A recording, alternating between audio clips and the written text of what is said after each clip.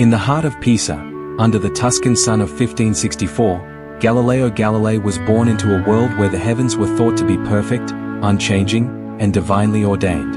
The son of a musician and scholar, Galileo grew up in a household that valued learning but was constrained by modest means. From an early age, he displayed a restless curiosity, a mind that questioned the world around him.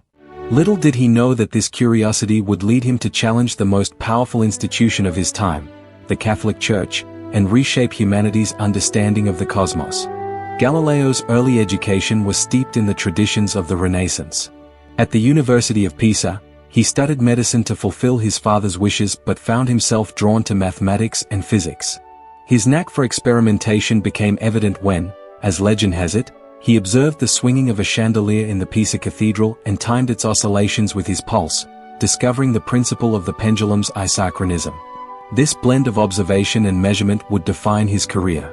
By the late 16th century, the intellectual world was dominated by the teachings of Aristotle and Ptolemy, whose geocentric model placed Earth at the center of the universe, with the sun, planets, and stars revolving around it in perfect, crystalline spheres. This view, sanctified by the Church, was not merely scientific but theological. Earth's centrality reflected humanity's special place in God's creation. To question this was to question divine order. Galileo, however, was not one to accept dogma without scrutiny. In 1609, while a professor in Padua, he heard of a Dutch invention, a spyglass that magnified distant objects. With characteristic ingenuity, he built his own, improving its design until it could magnify objects up to 30 times.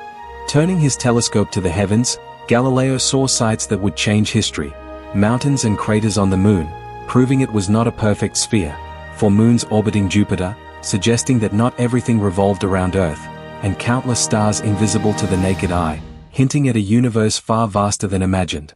In 1610, Galileo published his findings in Sidereus Nuncius, the Starry Messenger, dedicating the work to Cosimo II de' Medici, Grand Duke of Tuscany, and naming Jupiter's moons the Medicean stars in his honor. The book was a sensation, earning Galileo fame and a prestigious position as court mathematician in Florence. But it also sowed the seeds of conflict. His observations supported the heliocentric theory of Nicolaus Copernicus, who had proposed in 1543 that the Earth and planets revolved around the Sun. Copernicus's work, though revolutionary, had been cautiously tolerated by the Church, which saw it as a mathematical hypothesis rather than a claim about reality. Galileo, however, was bolder. His telescopic discoveries, combined with his sharp wit and flair for public debate, made him a vocal advocate for heliocentrism. He argued that the Copernican system was not merely a useful model but a physical truth. This stance alarmed conservative theologians and scholars, who saw it as a direct challenge to both Aristotle's cosmology and biblical passages, such as Joshua 10 verses 12 to 13, where God commands the sun to stand still, implying that the sun, not Earth, moves. In Florence, Galileo enjoyed the patronage of the Medici family, which gave him some protection. He also corresponded with leading intellectuals, including Johannes Kepler, and traveled to Rome in 1611 to demonstrate his telescope to Jesuit astronomers. Initially, many Jesuits were impressed by his observations, but they hesitated to endorse heliocentrism, wary of its theological implications. Galileo, confident in his evidence, pressed on, writing treatises and engaging in public debates. His combative style, however, alienated some allies. He mocked Aristotelian scholars as hidebound and dismissed critics with biting sarcasm, earning enemies in academic and ecclesiastical circles. By 1615, the Church's patience was wearing thin. The Counter-Reformation was in full swing, and the Catholic Church, reeling from the Protestant Reformation, was fiercely defensive of its authority. Any challenge to established doctrine, even in the realm of science, was seen as a potential threat to its unity. Dominican friars, led by figures like Tommaso Caccini, preached against Galileo, accusing him of heresy. In 1616, the Roman Inquisition took action. A panel of theologians declared heliocentrism foolish and absurd in philosophy, and formally heretical because it contradicted Scripture. Cardinal Robert Bellarmine, a respected Jesuit and theologian, was tasked with delivering the Church's position to Galileo. In a private meeting, Bellarmine warned Galileo to abandon heliocentrism as a physical truth and treat it only as a mathematical hypothesis. The exact details of this meeting remain contentious. According to some accounts, Galileo was issued a formal injunction forbidding him to hold, teach, or defend heliocentrism in any way. Galileo, a devout Catholic who believed his work glorified God's creation, reluctantly agreed to comply, though he felt the Church was misunderstanding both his science and its own theology. For the next decade, Galileo treaded carefully. He focused on other scientific pursuits, including studies of motion and mechanics, and avoided public advocacy of heliocentrism. But his mind never strayed far from the heavens. He believed that reason and observation, gifts from God, could reconcile science with faith. In 1623, a glimmer of hope appeared when Cardinal Maffeo Barberini, a friend and admirer of Galileo, was elected Pope Urban VIII. Urban was an intellectual who seemed open to modern ideas, and Galileo saw an opportunity to advance his cause. Encouraged by Urban's apparent support, Galileo began work on his most ambitious project, Dialogue Concerning the Two Chief World Systems. Published in 1632, the book presented a fictional conversation between three characters: Salviati, representing Galileo's views, Sagredo, a neutral observer, and Simplicio, defending the Aristotelian Ptolemaic system. Through witty and accessible prose, Galileo compared the Copernican and Ptolemaic systems, making a compelling case for heliocentrism while technically adhering to the Church's decree by presenting it as a hypothesis.